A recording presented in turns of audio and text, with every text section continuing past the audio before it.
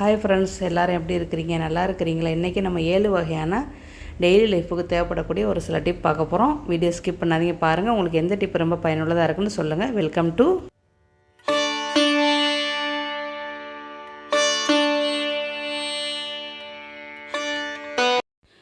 Tip number 1. நம்மளுக்கு தேவை, இந்த டிப்புக்கு நம்மளுக்கு தேவை வந்து இந்த பூண்டோடைய அந்த நடுவுக்கு இருக்கிற காம்பு வேணும், அந்த பூ காம்பு வேணும். ஓகேயா? அதை வந்து மெதுவாக ஒரு பல்லாக பூண்டை எடுத்துட்டிங்கன்னா உங்களுக்கு உடையாமல் கொள்ளாமல் வந்துடும். இதை தூக்கி போடாமல் எடுத்து வச்சுக்கிறோங்க. நீங்கள் பூண்டு க்ளீன் பண்ணல எடுத்து வச்சுக்கிறோங்க. இது நம்ம எதுக்கு யூஸ் பண்ண போகிறோம் அப்படின்டா, பயிறு வகைகள், பருப்பு வகைகள், எல்லா வகையான பயிறு வகைகள், பருப்பு வகைகளுக்கு நீங்கள் போட்டு வைக்கலாம். வெளியவே வச்சிடலாம். பிரிசருளுக்கோ ஐஸ்பெட்டி உள்ளுக்கோ நீங்கள் வைக்க வேண்டிய அவசியமே இல்லை, வறுக்கவும் வேண்டியதில்லை. இது ஒரு அருமையான டிப்பு. கண்டிப்பாக போட்டு வைங்க. உங்களுக்கு வந்து 3 மாதம் வரைக்கும் இல்லை 6 மாதம் வரைக்கும் உங்களுக்கு வண்டு புழு பூச்சி எதுவுமே வராது. 1/2 கிலோவுக்கு ஒரு பூவுடைய காம்பு போடுங்க போதும். இந்த இப்போ இதை நான் பாருங்கள் உங்களுக்கு காட்டுறேன். பச்சை பட்டாணி, எந்த ஒரு மாவு எதுவுமே பூச்சி புழு வண்டு எதுவுமே இல்லை. அதெல்லாம் இருந்தால் தானே அந்த பட்டாணி வீணாக போகும். பச்சை பட்டாணி போட்டு வச்சு கிட்டத்தட்ட 6 மாதத்துக்கு மேலே ஆயிடுச்சு. துப்புரவா இதை இருக்கிறதே நான் மறந்துட்டேன். சரியா? புதுசு வாங்க யூஸ் பண்ணிக்கிட்டு இருந்திருக்கோம். இது துப்புரவாக மறந்துட்டேன். ஏன்னா இது இடத்த மாற்றி பிள்ளைங்க வச்சுருக்காங்களே, இல்லை நானே இடத்த மாற்றி வச்சேனான்னு தெரியல. இன்றைக்கி ஒரு பொருள் தேட போயில இது கண்ணுக்கு தென்பட்டுச்சு. என்னென்னு பார்த்தா பச்சை பட்டாணி இருக்குது, ஆனால் கெட்டே போகலை. அதோட தான் நான் உங்களுக்கு இந்த டிப்பு ஷேர் பண்ணுறேன். ஓகேயா? நான் உங்களுக்கு இப்போ என்ன செய்கிறேன், கொட்டி தண்ணி ஊற்றியும் காட்டுறேன். பாருங்கள், உள்ளுக்குள்ளே பாருங்கள், ஒரு மாவு கூட இல்லை. இப்போ தான் கொட்டினேன் பாருங்கள், ஒரு மாவு கூட நம்மளுக்கு இல்லை. ரொம்ப சுத்தமாகவும் இருக்குது. ஏன்னா கலர் மட்டும் லேசாக மங்கலாக இருக்குது. அவ்வளோதான். கலர் மட்டும் என் கண்ணுக்கு பார்க்க கொஞ்சம் மங்கலாக இருக்குது. ஏன்னா போட்டு வச்சே கிட்டத்தட்ட 6 மாதத்துக்கு மேலேயே இருக்கும். ஆனால் நம்மளுக்கு ஒரு பட்டாணி கூட நம்மளுக்கு வந்து பூச்சி இல்லை, அரிக்கலை, எதுவுமே ஆகலை, ஒரு வண்டு கூட இல்லை. ரொம்ப நல்லாவே இருக்குது. நான் வறுத்துலாம் வைக்கலாம் இல்லை, அப்படியே தான் போட்டு வச்சேன். சில நேரத்தில் பயிர்கள் வகையில் வறுத்து வச்சோம்னா நம்மளுக்கு கெட்டு போகுது. இது வறுக்கலாம் இல்லை, ஒரே பூண்டு இது மட்டும் நான் போட்டு வச்சேன். அவ்வளோ. இது பாசிப்பருப்பு, தட்டைப்பயிறு, துவரம்பருப்பு, எல்லாத்துக்குமே பட்டாணி, சுண்டல், கொண்டக்கடலை எல்லாத்துக்குமே நீங்கள் வந்து அதான் கொண்டக்கடலை எல்லாத்துக்குமே நீங்கள் வந்து இந்த மாதிரி 1/2 கிலோவுக்கு ஒரு பூண்டு காம்பு நீங்கள் போடுங்க. 1 கிலோவுக்கு 2 பூண்டு காம்பு போட்டு மூடி வச்சு பாருங்களேன். உங்களுக்கு 3 மாதம் ஆனாலும் உங்களுக்கு வந்து வண்டு புழு பூச்சி வராது. 6 மாதம் ஆனாலும் வராது உங்களுக்கு. இதுதான் உங்களுக்கு வந்து இது பார்த்திங்கன்னா ஒரு தூசி இது போட்டால் கூட இல்லை. ரொம்ப நல்லா இருந்துச்சு. எனக்கு ரொம்ப திருப்தியாக இருந்துச்சு. ரொம்ப சூப்பரான டிப்பு. கண்டிப்பாக செஞ்சு பார்த்துட்டு ஃபீட்பேக்கை சொல்லுங்கள். ஓகே? 2வது டிப்பு, நம்ம அரிசியில் வந்து சில நேரத்தில் நம்மளுக்கு வண்டு இதெல்லாம் வந்துடும். அதுக்கு நீங்கள் பட்டை மிளகா ஒரு 3-4 பட்டை மிளகா, 10 கிலோவுக்கு வந்து ஒரு 4 பட்டை மிளகா போடுங்களேன். இதை நான் வந்து ஏற்கனவே 2 பட்டை மிளகா போட்டிருக்கேன். ஆனால் 3 மட்டும் போடுறேன். இது 10 கிலோ அரிசி தான், ரொம்ப கூடலாம் கிடையாது. இந்த வாளியில் கிட்டத்தட்ட 20 கிலோ அரிசி போடலாம். நான் வந்து 10 கிலோ அரிசி போட்டு வச்சுருக்கிறேன். இது வந்து நம்மளுக்கு நல்லா மூடி வச்சுருங்க. இதில் உங்களுக்கு வண்டு புழு பூச்சி வரவே வராது. கண்டிப்பாக செஞ்சு பாருங்கள். Tip number 3. இது ரொம்ப பேருக்கு ரொம்ப ஒரு பயனுள்ள டிப்பு. இதுக்கு மேலே juice bottle 1/2 litre bottle, 1 litre பாட்டில்லாம் இருக்கும். அதை வச்சு நீங்கள் பயிறு வகைகள், பருப்பு வகையெல்லாம் இதில் போட்டு வச்சிங்கன்னா உங்களுக்கு இடம் சரியான மிச்சம். கொஞ்சம் இடம் இருந்தாலே உங்களுக்கு போதும். எல்லா வகையும் நீங்கள் வச்சிடலாம். பிளாஸ்டிக் பாட்டில் ஏறிக்க நம்ம ஜூஸ் பாட்டில் ஏறிக்க நம்ம வாங்கி அந்த பாட்டிலை தூக்கி தான் போடுவோம். அந்த பாட்டிலை தூக்கி போடாமல் இந்த மாதிரி யூஸ்ஃபுல்லாக நீங்கள் மாற்றிக்கிறங்க. ஓகே? நல்லா கழுவி காய வச்சுட்டு மாற்றிக்கிறங்க. 1/2 லிட்டர் முடியும், 1 லிட்டர் முடியும். உளுந்து, சவ்வரிசி, பாசிப்பயிறு, தட்டைப்பயிறு, துவரம்பருப்பு என்ன வேணாலும் நீங்கள் போட்டு வச்சுக்கலாம். இது உங்களுக்கு இடம் சரியான மிச்சம். 2 டப்பா வைக்கிற இடத்துல நீங்கள் வந்து 5 பாட்டில் வச்சிடலாம். அந்த ஒரே வரிசைக்கு வச்சிடலாம். இப்போ சொல்லப்போனால் 10 இது கூட நீங்கள் வச்சிடலாம். அந்த அளவுக்கு உங்களுக்கு இடம் சரியான மிச்சம். இதனால் பார்க்க நல்லா அழகாகவும் இருக்கும். நம்மளுக்கு என்ன பயிர் வகைகள் இருக்குது, என்ன பருப்பு வகைகள் இருக்குது நம்ம பார்க்கவும் செஞ்சுக்கலாம். உங்களுக்கு பிளாஸ்டிக் பாட்டில் வேணாம் அப்படின்னா கல் பாட்டில் வாங்கிக்கிறங்க. கல் பாட்டில் வந்து இந்த சோஸுலாம் வரும்ல, சில்லி சோஸு, சோயா சோஸ், அந்த பாட்டில்லாம் வந்து இருந்துச்சு அப்படின்னா அதில் கழுவிட்டு காய வச்சு நீங்கள் யூஸ் பண்ணிக்கலாம். சில நேரத்தில் சோயாபீன் கூட நம்மளுக்கு வந்து பாட்டிலில் வரும். அது இருந்தால் கூட நீங்கள் வச்சு யூஸ் பண்ணிக்கலாம். இந்த மாதிரி கல் பாட்டில் இருந்தாலும் நீங்கள் போட்டு வச்சுக்கிறோங்க. பிளாஸ்டிக் பாட்டில் வேணாம் அப்படின்னா கல் பாட்டிலில் போட்டு வச்சுக்கிறோங்க. இதனால் இடம் நம்மளுக்கு சரியான மிச்சம். சின்ன கிச்சனாக இருக்குது அப்படின்னா கூட நீங்கள் இதில் போட்டு வச்சுக்கிட்டிங்கன்னா உங்களுக்கு ரொம்ப ஒரு பயனுள்ளதாக இருக்கும். பார்க்குறதுக்கு ரொம்ப அழகாகவும் இருக்கும் இது. ஓகே?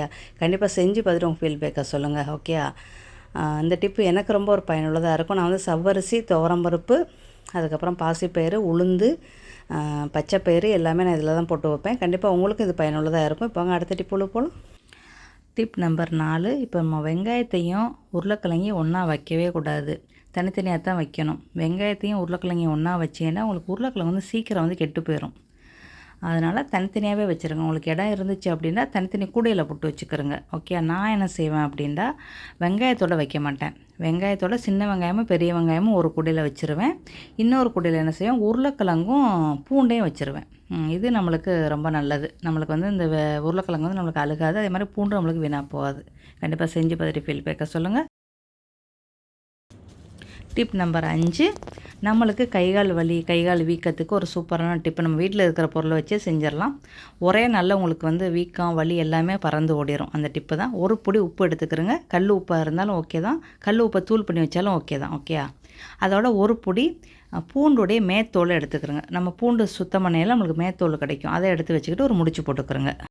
இது எதுக்கு யூஸ் பண்ணுறோம் அப்படின்னா, நம்ம கை கால் சில நேரத்தில் வீங்கிரும், ஒரு இடத்துல வலிக்கும். அதுக்கெல்லாம் இதை நீங்கள் ஒத்தனம் கொடுத்தீங்கன்னா உங்களுக்கு அந்த வலி போயிடும். ஒரு நாளைக்கு 2 தடவை நீங்கள் ஒத்தனம் கொடுக்கணும். இப்போ வந்து நம்ம எப்படி ஒத்து கொடுக்கலாம் அப்படின்னு நம்ம பார்க்கலாம். ஓகே. தோசைக்கல்லை சூடு பண்ணிடுங்க. நல்லா சூடு இருந்ததோட அடுப்பை அடைச்சிருங்க. இப்போ வந்து நீங்கள் அடுப்பை அடைச்சிட்டு லேசாக அப்படி வச்சு வச்சு வச்சு வச்சு வலிக்கிற இடத்துல, வேதனை இருக்கிற இடத்துல ஒத்து கொடுங்க. ஒத்து கொடுத்தீங்கனாலே உங்களுக்கு உங்களோட வலி வந்து அப்படியே பறந்து போயிடும். சில பேருக்கு அந்த உள்ளங்கை வலிக்கும், சில பேருக்கு அந்த மூட்டி வலிக்கும், எலும்பு வலிக்கும், பாதம் வலிக்கும், கரண்டை வலிக்கும், சில பேருக்கு பெருவிரல் வலிக்கும். அந்த மாதிரி எனக்கெல்லாம் இந்த இடத்துல சரியான வலியாக இருக்கும். அப்போ நான் இப்படி ஒத்தனை கொடுத்தேன்னா எனக்கு சரியாக வந்துடும். அந்த மாதிரி நீங்கள் செஞ்சுக்கிறங்க. ஓகே. அதேமாதிரி உங்களுக்கு நீர் கோர்த்துக்கிட்டு தலைவலியாக இருக்கும், தலை குளிச்சிங்க அப்படின்டா, அப்போலாம் நீங்கள் இந்த ஒத்தனத்தை நீங்கள் கொஞ்சம் நெத்தியில் உச்சியில் கொடுத்தீங்கனாலே உங்களுக்கு பறந்து போயிடும்.